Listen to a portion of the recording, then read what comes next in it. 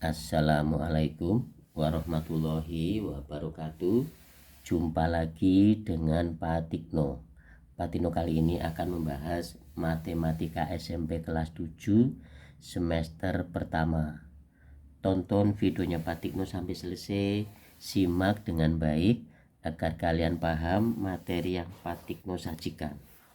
Mudah-mudahan yang nonton videonya Pak Tikno selalu sehat, selalu bahagia, dan tetap semangat. Oke, Pak Tikno minta tolong yang nonton videonya Pak Tikno monggo di like, di subscribe, dan komen ya. Tapi ingat komennya yang sopan. Oke ya, kita mulai. Perhatikan dengan baik materinya. Bentuk aljabar, pengertian bentuk aljabar. Pada bahasan operasi perkalian bilangan bulat bab sebelumnya ya, sebelum bentuk aljabar, pada bahasan operasi perkalian bilangan bulat telah dibahas tentang arti perkalian, dua bilangan bulat sebagai berikut. Arti perkalian, nah ini dua bilangan bulat tuh yang ini 2, 5, ini dua bilangan bulat. Nah, perhatikan 2 kali 5 sama dengan 5 ditambah 5. Kalau kalian perhatikan, bilangan yang paling belakang adalah 5, itu dijabarkan dua kali sesuai ini yang di depan ini 2 dengan operasi penjumlahan. Jumlah 5an tuh ini 5 terdiri atas dua suku. Dua suku ini yang mana Pak? Ini suku yang pertama, suku yang kedua. Itu terdiri atas dua suku. Paham? Oke. Sekarang contoh berikutnya. 3 kali 5 sama dengan bilangan yang paling belakang adalah 5 diuraikan sampai 3 kali sesuai ini 3 kali 5 tambah 5 jumlah bilangan terdiri atas 3 suku. Itu yang mana Pak Tikno? Perhatikan 3 suku ini.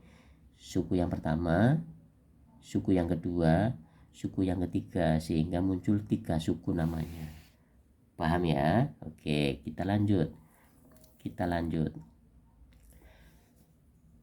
Dengan menggunakan arti perkalian seperti di atas, seperti di atas yang tadi, 2 kali 5, 3 kali 5, dapat diuraikan tentang pengertian bentuk aljabar. Sebagai berikut. Kalau tadi menggunakan bilangan ya 2 kali 5, 3 kali 5, sekarang menggunakan huruf 2 kali A. Huruf yang paling belakang adalah A, diuraikan sampai 2 kali karena mintanya 2. Operasinya penjumlahan. A ditambah A sehingga sama dengan berikutnya 2A. 2 kali A hasilnya 2A. Simak dengan baik ya. Dengarkan suaranya Pak Tikno lagi membahas ini agar kalian bisa. Oke. Kalian belajar, Pak Tikno juga belajar. Oke, sama-sama belajar ya. 3 kali P. Huruf yang paling belakang diuraikan sampai 3 kali karena mintanya 3.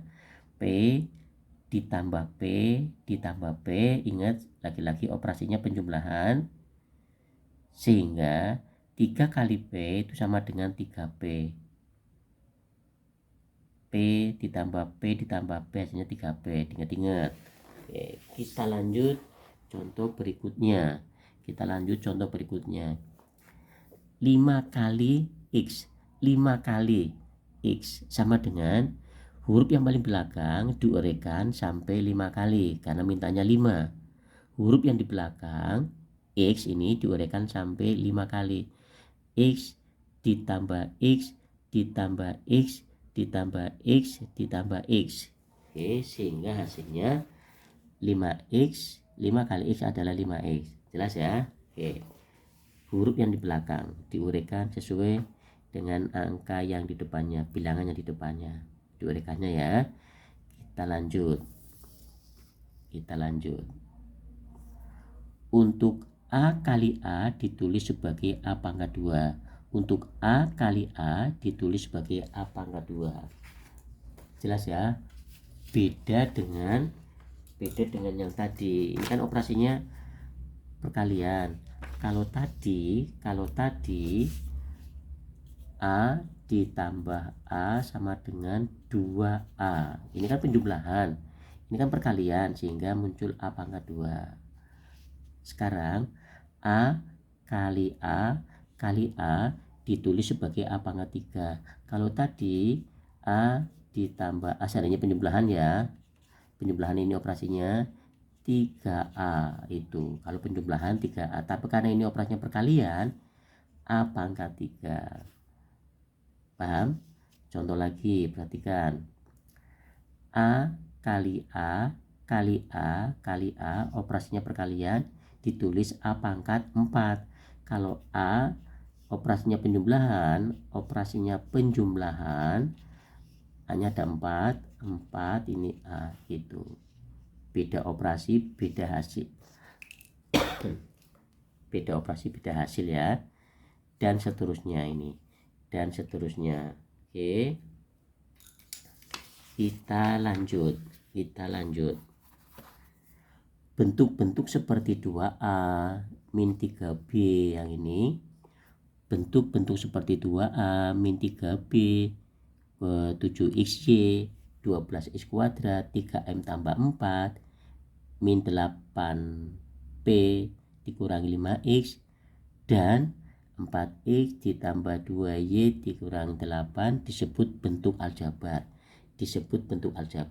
Yang terdiri atas ya, jadi semuanya ini disebut bentuk aljabar yang terdiri atas variabel itu yang huruf, bahasa gampangannya ini variabel yang huruf, ini variabel yang huruf ya, namanya variabel. Oke. Atau bilangan dan variabel, atau gabungan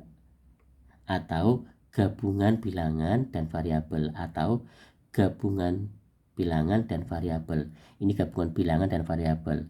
12x kuadrat, ini 12-nya bilangan, x-nya itu variabel, gabungan ya.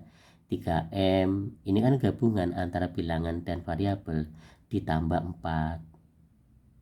Ya, paham ya? Sekali lagi, variabel itu hurufnya, cara gampangannya hurufnya yang terkait dengan operasi hitung. Paham ya? Oke, variabel itu hurufnya. Sekarang kita lanjut. Suku tunggal dan suku banyak. Bentuk-bentuk aljabar yang termasuk suku 1 atau suku tunggal. Suku 1 disebut juga suku tunggal. Perhatikan, yang termasuk suku 1 atau suku tunggal yaitu ini 4A, ini suku 1, 6 AB pangkat 2 ini suku tunggal atau suku 1, dan min 5A kuadrat BC pangkat 3 ini satu kesatuan namanya suku 1. Paham ya? Atau suku tunggal. Lanjut berikutnya. Bentuk-bentuk aljabar yang termasuk suku 2, kalau tadi suku 1, atau binom. Suku 2 nama lainnya binom, kalau suku tunggal itu nama lainnya suku 1, atau sebaliknya suku 1 disebut suku tunggal, kalau suku 2 disebut binom. Yang termasuk binom apa saja? Ini 2 suku. Suku pertama 2P, suku yang kedua plus 15. Ini namanya 2 suku. Suku 2 ya. Suku 2 atau binom. 7P kuadrat dikurangi 10P ini termasuk suku 2. Oke. 7P kuadrat, ini suku yang pertama, min 10P suku yang kedua, sehingga suku 2 atau binom.